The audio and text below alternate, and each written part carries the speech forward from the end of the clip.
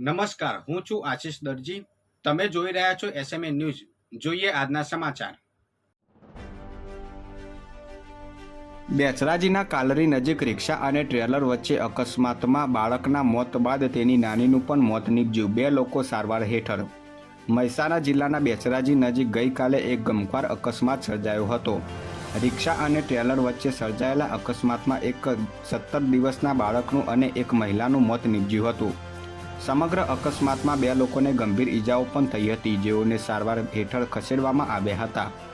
સમગ્ર કેસમાં મૃતક બાળકની માતાએ ટ્રેલર ચાલક સામે બેચરાજી પોલીસમાં ફરિયાદ નોંધાવતા પોલીસે તપાસ હાથ ધરી છે.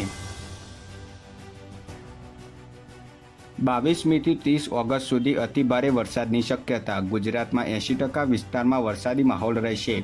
અરબ સાગરમાં અપરપેર સાયક્લોનિક સર્ક્યુલેશન સર્જાશે.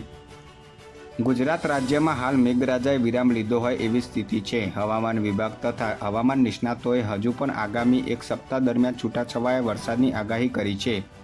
એ પણ અપવાદરૂપ છે, કારણ કે હાલમાં કોઈ સક્રિય સિસ્ટમ ગુજરાત પર નથી.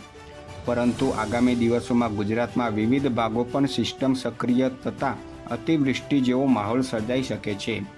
એમાં પણ ઓગસ્ટ મહિનાના છેલ્લા સપ્તાહમાં ગુજરાત રાજ્યના મોટાભાગના જિલ્લાઓમાં સામાન્યથી મધ્યમ કરતાં વધુ વરસાદ થઈ શકે છે અને કેટલાક જિલ્લાઓમાં અતિભારે વરસાદની પણ આગાહી હવામાન નિષ્ણાતો દ્વારા કરવામાં આવી છે.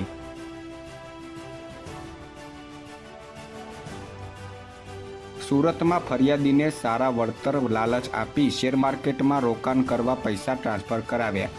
માત્ર 100 રૂપિયા જ આપ્યા. શેર માર્કેટમાં રોકાણ કરવાથી સારું એવું વળતર મળશે તેવી લોભામણી વાતો અને લાલચ આપી ફરિયાદીને એક લિંક મોકલી હતી. તેમાં ફરિયાદીને રજીસ્ટ્રેશન કરાવી શેર અને આઈપીઓમાં રોકાણ કરવા માટે અલગ અલગ બેંક એકાઉન્ટમાં કુલ 14.12 લાખ રૂપિયા ટ્રાન્સફર કરાવ્યા હતા. નફો અથવા તો જે રૂપિયા ભરવામાં આવ્યા હતા તે નહીં આપનાર 2 આરોપીની સુરત સાયબર બ્રાન્ચે ધરપકડ કરી છે. પેઇન્ટર અને ડ્રાઈવર તરીકે ધંધો કરનાર આ આરોપીઓએ સાયબર ફ્રોડની ઘટનાને અંજામ આપ્યો છે.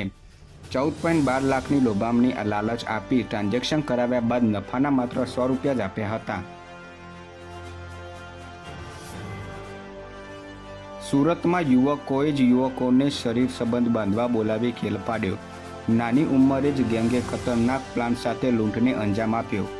સુરતમાં એક નવી રીતે સાયબર ક્રાઇમ થતા હોવાની ઘટનાઓ સામે આવી છે. હવે ઠગો કોઈ ઓટીપી કે લિંક દ્વારા નહીં પણ ગે એપ્લિકેશન મારફતે લોકોને લૂંટી રહ્યા છે. સુરત શહેરમાં અત્યાર સુધીમાં આ પ્રકારના 4 જેટલા કેસ સામે આવી ચૂક્યા છે, જેમાં યુવાનો દ્વારા જ 3 જેટલા યુવાનોને બ્લેકમેલ કરી રૂપિયા પડાવવામાં આવ્યા છે.